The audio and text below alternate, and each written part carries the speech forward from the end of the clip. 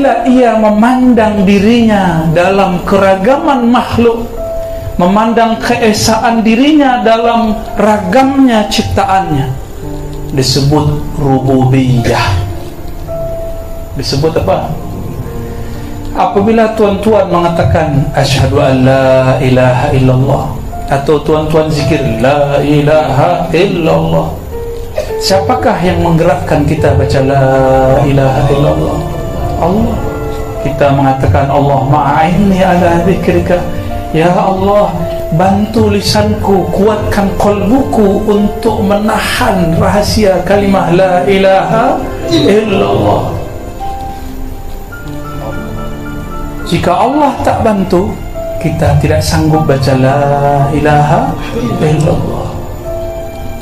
Maka seorang yang mentalkinkan zikir tidak akan mampu mengalirkan madad ilahiyah kepada muridnya kecuali dia mengosongkan dirinya, empty, zero. Tidak ada lagi dirinya, yang ada hanya hadiah Allah Subhanahu wa taala. Barulah la ilaha illallah, idza dzukirallah, disebut saja nama Allah, qalbunya bergetar, qalbunya guncang, badannya kemudian bergoyang. Jika bersuara-suaranya menjadi tinggi, itu bukan kesurupan. Mana ada orang kesurupan baca la ilaha illallah? Tidak ada. Itu orang sedang mabuk kepada Allah. Orang mabuk rufi'al qalam. Jika mabuk minum khamar pun hukum diangkat. Kenapa mabuk kepada nama Allah hukum tidak diangkat? Fal aula, maka lebih aula, lebih utama, lebih prioritas, lebih priority orang yang mabuk kepada Allah, dia dimaafkan. Ma'fu jika dia kemudian mengeluarkan kalam-kalam yang aneh, Allah maafkan. Allah maafkan insya-Allah.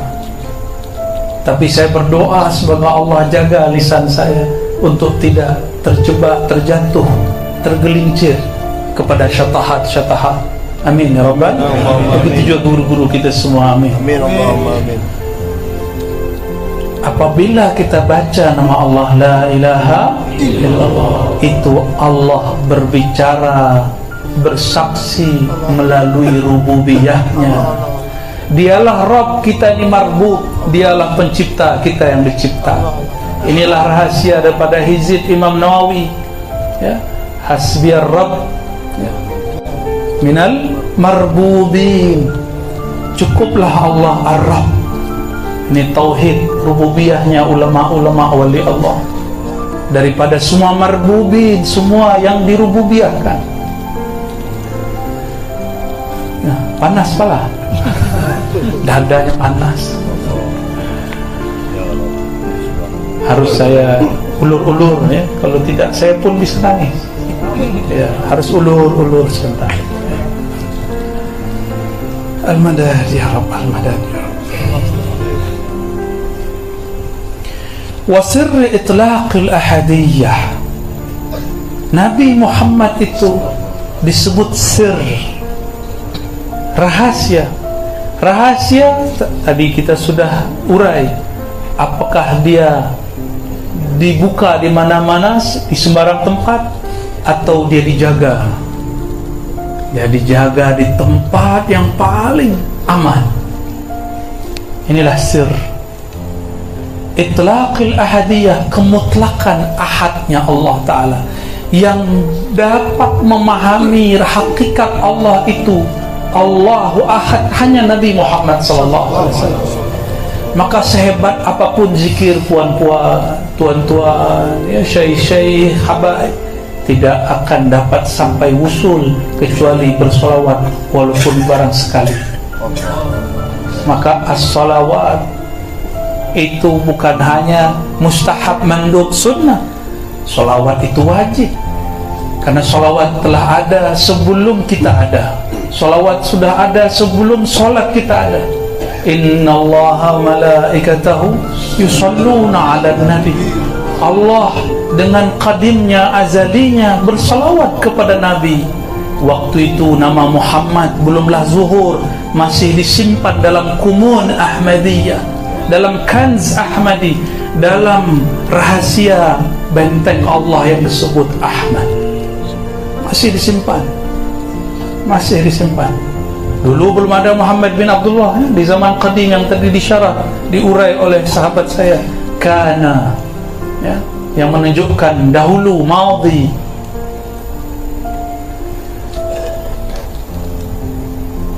Majlal uluhiyah wa sirri itlaqil ahdiyah.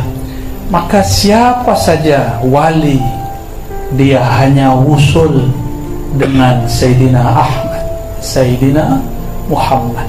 Tidak ada orang wusul kepada Allah kecuali melalui satu pintu saja, babu Muhammadin sallallahu alaihi wasallam. Maka harus ambil syariatnya, harus ikut tariqatnya, harus dia ikut hakikatnya sehingga berbuah menjadi ma'rifatnya. Salat tanpa hakikat tidak ada makna. Salatnya tidak ada khusyuk, mafi lazah, tidak ada lazah ya. Arsy istiwa'i dzat, wajhi mahasin sifat. Ini tidak semua ibarat saya jelaskan, karena ada kalam-kalam yang berbahaya ya. Ini pun sudah berusaha untuk menghaluskan ibarat supaya tidak salah faham, supaya tak difatwakan sesat nanti. Kalau difatwa sesat nanti Sidi Ahmad dianggap wali syaitan sama orang, nanti saya yang disalahkan ya. Saya tidak mau bersalah kepada beliau ya. Arsy istiwa'i dzat, singgasana istiwa izzat. Istiwa secara harfiah, secara lughat berarti merata-rata, tapi itu secara bahasa. Imam Mullah Ali Al-Qari, Imam Subki, hatta Ibnu Taimiyah yang menjadi rujukan salah satu kelompok sebelah, dia pun faham istiwa itu punya makna lebih dari 15, lebih kurang 15. Tapi Ibnu Taimiyah memilih lafaz istiqrar, Ar-Rahman 'alal arsy istawa, Allah duduk di atas aras. Dia pilih makna itu. Tapi Ibnu Taimiyah tidak bermaksud jisim. Dia tidak bermaksud jisim, tapi syibhut tajsim, hampir mirip, cenderung kepada tajsim. Tapi apalah daya, Ibnu Taimiyah kemudian dituduh sesat. Di zamannya masuk penjara, wafat dalam penjara. Ghafarallahu lahu. Kita pun tak benci pada Ibnu Taimiyah karena dia masih cinta kepada Sidi Syekh Abdul Qadir Jilani. Dia masih cinta. Jika dicinta oleh Allah, kita cinta dia ya. Afallahu anna wa anhu, amin. Ulama ahli kalam, ahli sifat 20 arti istiwa dengan dua manhaj. Ada yang mengatakan istawa hanya Allah yang tahu. Yang kedua itu disebut taslim, tafwid, diserahkan maknanya kepada Allah. Dan yang kedua mencoba mentakwil, tapi tidak menolak sifat istiwa. Ini perbezaan antara Asy'ariyah ahli sunnah dengan Mu'tazilah. Mu'tazilah mentakwil, tapi dia mentaktil, menolak sifat istiwa. Dia kata istiwa bukan sifat Allah. Ini Mu'tazilah. Ahlu sunnah sebagian, dia kata istiwa artinya berkuasa, tapi istiwa tidak boleh diingkari. At-ta'wil ma'al itsbat. Sedangkan Mu'tazilah at-ta'wil ma'at ta'til. Ini ya, farq, perbezaan abadi antara Mu'tazilah dan Ahlus Sunnah. Kita Ahlus Sunnah wal Jamaah ya. Nah, kalau ilmu kalam turun naik kepala, ilmu ma'rifat turun ke dada. Begitulah terus ya. Supaya saya tidak jazab juga, tidak syafaat ya. Kita bolak-balik ya. Supaya kembali sadar ya. Baik. Singgasana istiwa izzat, apa maknanya? Inilah uraian daripada ayat Ar-Rahman 'alal arsy istawa. Ar-Rahman, Allah yang Maha Pengasih, istawa meliputi kepada arasnya. Ahli kalam, ahli akidah berdebat tapi salah fokus. Dia berdebat mengenai mana istawa, sedangkan Allah memulai dengan Ar-Rahman. Di dalam bahasa Arab balaghah seharusnya fi'il fa'il, istawa Ar-Rahman 'alal 'arsy. Ini jumlah fi'liyah, ini biasanya jumlah fi'liyah yang mufidah. Tapi kali ini Allah majukan fa'ilnya Ar-Rahman, supaya makhluk-makhluk ini tidak sibuk dengan debat apa itu istiwa, apa makna istiwa, ada 15 seperti saya urai barusan. Tidak, supaya orang kemudian tertuju qalbunya, fikirnya kepada makna Ar-Rahman. Arasy Allah itu makhluk akbar khalqillah, makhluk paling besar meliputi alam semesta. Apabila Rahman Maha Mengasihi meliputi kasih sayangnya kepada arasy, berarti kasih sayangnya meliputi langit dan bumi. Maka tiada satu biji zarah pun kecuali ada tajalliat, ada percikan rahmat Allah di situ. Dan Nabi Muhammad disebut oleh Allah, wa ma arsalnaka illa rahmatan lil alamin. Rahman namanya, sifatnya rahmah, sifatnya itu adalah Nabiuna Muhammad sallallahu alaihi wasallam. Inilah makna kalam Imam Al-Mursi, Abu Al-Abbas Al-Mursi, syekh daripada Imam Ibn Athaillah Sakandari sahibul hikam. Apa kata beliau? Jika aku gaib dari pandang wajah Rasulullah satu lahzah saja, satu saat saja, sesaat saja, maka aku kafir. Maksudnya kafir nikmat. Abu Al-Abbas Al-Mursi berarti dia melihat Nabi dalam keadaan yaqzah. Wah, hati-hati nanti ada yang fatwa Abu Al-Abbas Al-Mursi zindik. Ya salam. Nah, tidak begitu.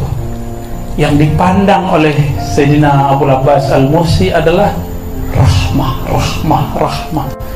Oleh karena itu, ketika kakek daripada Ibn Athaillah mengkafirkan dia dan bernazar setiap kali khutbah mengatakan asyhadu anna Abul Abbas Al-Mursi tilmiz Abil Hasan Asy-Syadzili kafir 7 marat, 7 kali. Murid-murid lapor mengadu kepada Sidi Abul Abbas Al-Mursi.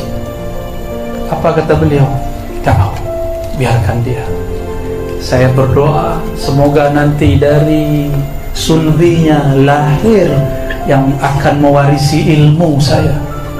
Ternyata rahasia makrifat di dalam dadanya masih disimpan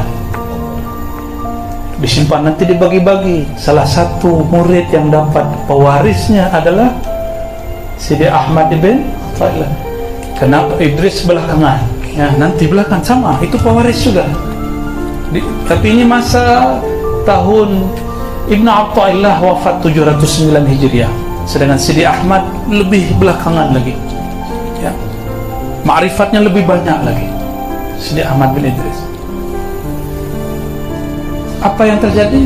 Karena Sidi Abul Abbas Al-Mursi tidak membalas tuhmah, tuduhan, cobaan kepada dia, Allah kemudian atur kakek Ibn Athaillah punya istri, istrinya punya anak, anaknya melahirkan cucunya bernama Ibn Athaillah berguru kepada Abul Abbas Al-Mursi. Lalu ditanya oleh murid-murid yang sudah tua, sesepuh, wahai Sidi Abul Abbas, kenapa engkau dulu tidak balas? Apa jawaban beliau? Saya malu kepada Rasulullah rahmatan lil alamin ketika dia dilempar dengan kotoran-kotoran onta oleh orang-orang Taif. Rasulullah tidak mengatakan ya Rab ahli Taif, tidak. Ya Allah, hancurkan orang-orang Taif, balik bumi Taif, tidak. Guncangkan Taif, tidak. Tak pakai Hizib Bahar dia, tak pakai Hizib Nasar dia. Apa yang digunakan oleh beliau? Beliau gunakan setiap nabi. Kata Nabi Muhammad, likulli nabiyyin da'watun mustajabah wa ana khabba'tuha. Setiap nabi punya doa yang tembus langsung kepada Allah, tapi aku menyimpannya jadi syafaat. Setiap wali mempunyai nama-nama al-istisma al-izam, nama-nama yang agung, ismul azam. Jika dia angkat tangannya baca nama itu, Allah angkat doanya. Abul Abbas Al-Mursi tidak angkat tangan, tapi dia balik tangannya dan dia mengatakan, ya Allah, aku malu kepada Rasulullah. Dia lempar dengan orang sebandar, orang sebandar lempar Rasulullah, usir Rasulullah. Tapi karena dirinya adalah manba'ur rahmah, adalah sumber semua kasih sayang, maka beliau pun tidak balas. Abul Abbas Al-Mursi Al-Waris Al-Muhammadi, sahlah disebut sebagai pewaris akhlak Nabi Muhammad SAW. Maka pewaris Nabi bukan orang yang boleh baca kitab, bukan. Nabi Muhammad ummi, tak baca kitab ini tapi baca kitab di alam Jabarut. Lebih hebat mana? Maka semua profesor, doktor, hari ini semua tuan guru yang hebat baca kitab, yang dibicarakan Nabi Muhammad yang ummi. Manakah yang lebih mulia? Yang bergelar PhD, doktor, mampu baca kitab kuning, kitab Jawi, atau Nabi Muhammad yang diceritakan di kitab-kitab itu? Inilah Allah bolak-balik fikiran kita, supaya orang alim tidak sombong dengan keilmuannya, supaya ahli ma'rifat tidak lupa ma'rifatnya bersumber dari Nabi Muhammad SAW. Kita ini terjemah ummi, tak baca ini secara lughah betul. Nabi mengatakan inna ummatun ummiyah, hadis Bukhari, hadis sahih, ya. Kami umat yang ummi, tidak menulis, tidak berhitung. Tapi dalam makna yang lain, ya, huwallazi ba'atha fil ummiyina rasula. Ummi, al-um, mana al-um? Apa arti ummi? Induk, ibu, sumber. Maka an-nabi al-ummi, makna lainnya adalah nabi sumber daripada wujud, sumber dari ma'rifat. Nabi Adam karena memandang kepada nama Nabi Muhammad SAW selamat, tapi Azazil, iblis laknatullah alaih, dia tidak kasyaf, padahal dia ahli zikir. Ternyata dari dulu banyaklah ahli kuli-kuli zikir ni tidak kasyaf, karena dia merasa zikirnya lebih banyak daripada orang lain, suluknya lebih sempurna dari suluk yang lain, khalwatnya lebih hebat daripada khalwat yang lain, thariqahnya lebih cepat, lebih laju daripada thariqah yang lain. Hati-hati, nanti tidak menjadi wali Allah, menjadi wali syaitan. Na'udzubillah min dzalik. Summa na'udzubillah. Wajhi mahasinis sifat, wajah keindahan sifat. Apa arti wajah? Ini wajah, wajah tu wajhiyah, wajah tu wajhiyah. Apa artinya? Wajah tu, aku hadapkan. Maka wajah itu tempat menghadap. Saya jika bertemu tuan-tuan, yang saya lirik, saya lihat lututnya, kakinya atau wajahnya? Wajah. Ini wajah jismiyah, alam mulkiyah, alam materi. Jika disebut wajhullah, wajah Allah, Allah bukan materi. Yang bukan materi itu disebut wajhul uluhiyah. Tapi ada wajah yang Allah sudah nyatakan, manifestkan, Allah pantulkan, disebut wajhul rububiyah. Itulah wajah Nabi Muhammad sallallahu alaihi wasallam. Keindahan wajah ini Allah simpan pada wajah Nabi Muhammad, tapi ditutup dengan kulit Muhammad bin Abdullah. Kata baginda Nabi Muhammad SAW ketika mengkisahkan Sayyidina Yusuf, ajmalu rijal fil alam, laki-laki paling gagah. Apa lagi istilah di sini? Paling apa? Paling handsome, bahasa Inggris, bahasa Melayu. Tampan, paling tampan di alam semesta. Apa kata Nabi? Jamaluhu nisfu jamali. Jamalnya, indahnya, tampannya Sayyidina Yusuf itu baru separuh daripada tampanku. Tapi Allah tutup dengan wajah Muhammad bin Abdullah. Siapa yang memandang? Sayyidina Abu Bakar. Maka Sayyidina Abu Bakar tak mampu menatap wajah Nabi Muhammad SAW. Abu Bakar selalu menunduk. Itulah rahasianya kenapa dalam tariqat Naqsyabandiyah yang nisbah kepada Sayyidina Abu Bakar As-Siddiq, mata selalu ke bawah, nazar barqadam, ya, an-nazrah ila al-qadamain, memandang kepada qadam. Seingat saya begitu ibaratnya. Inilah maknanya. Maka Abu Bakar tak mampu sedikit pun mengisahkan, menceritakan kepada siapapun indahnya wajah Nabi SAW, kecuali seorang perempuan yang punya domba, punya kambing. Ketika Nabi ditemani Sayyidina Abu Bakar hijrah dari Makkah kepada Madinah, ada seekor kambing yang punya susu, tapi kurus, berpenyakit. Kambing ini tidak dapat perhatian, tidak dapat kasih sayang daripada sahibahnya yang punyanya. Nabi SAW mengatakan, wahai puan, izinkan aku ambil susu daripada kambing kurus ini. Lalu Sayyidina Nabi SAW urut-urut. Jika ada benda diurut namanya, dipicik-picik, ya, sedikit-sedikit. Lalu bagian susunya Nabi genggam, keluarlah air. Itulah susu paling mulia di alam semesta. Air susu yang keluar dari tangan Nabi Muhammad sallallahu alaihi wasallam. Al-laban al-Muhammadi yakhruj min yadihi al-sharif Sayyidina Muhammad sallallahu alaihi wasallam.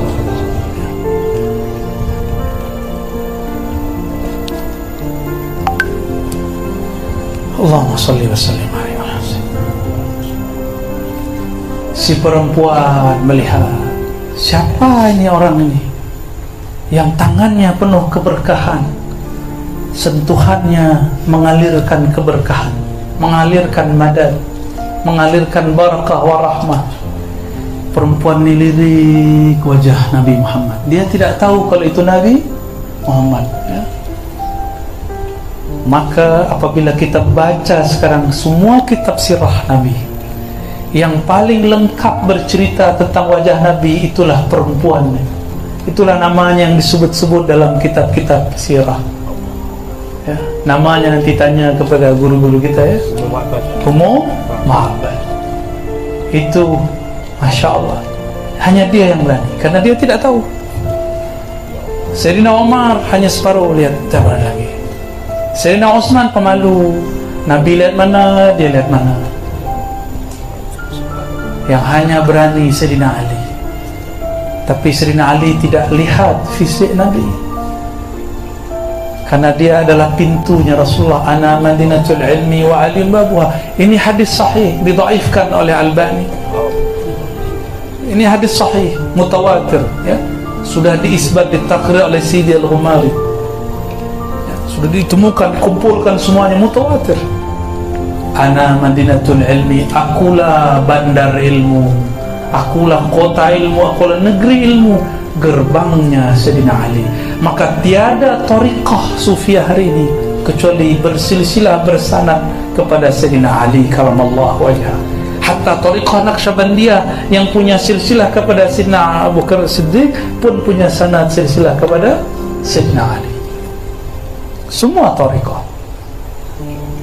Hatta Sidi Ahmad pun bersanad kepada Sayyidina Ali karamallahu wajhah. Khalas, cukuplah.